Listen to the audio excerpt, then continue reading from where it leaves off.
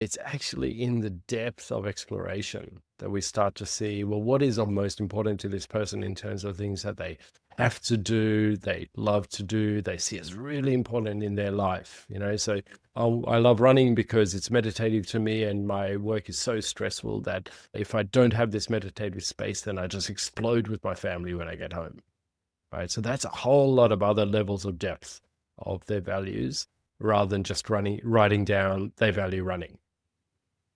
Started to get to some identity things. If somebody told you that, they value the identity of being a version of someone at work and a version of someone at home that's not being met now. And it's those deep incongruencies in identity that we then find the surface layer ripples are being caused by. Now, it's not our job to go and reconcile those identities for them. That's their life task. Absolutely. But it's our job to try and see if we can uncover those and serve them towards being able to realign themselves. Chiropractic is realignment on the surface level of something structural, a much deeper level that's helping to then create alignment through brain, spine, nervous system, and being, so people can do that self-actualization at a higher level.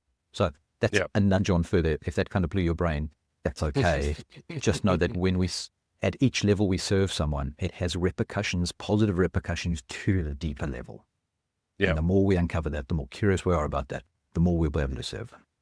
Yeah. And so, here's where it's important to make a distinction that we're not psychotherapists, we're not counselors, we're not psychologists, we're not, any of those sorts of sociologists and social workers, any of those sorts of realms. We're chiropractors. So in the context of being chiropractors, why is it important for us to uncover these values? What do we now do with them?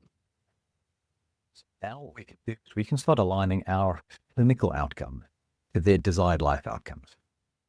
And so the first question on that is, do you have clearly explicit defined clinical outcomes?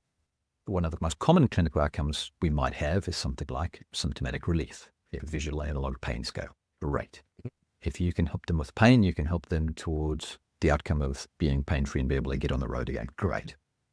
Do you have a clinical outcome of improved biomechanical function, maybe posture? Well, we know that then that would result to them being able to be a better runner. I practice in Cape Town here in South Africa, and running is quite a big societal thing to do. And like that, from that clinician point of view, lots of people who are running, it's beautiful for the human soul, but is it good for your body? For most people, probably not. But if now I can help you with the mechanics, the neurology of how your body's running, can we make that better?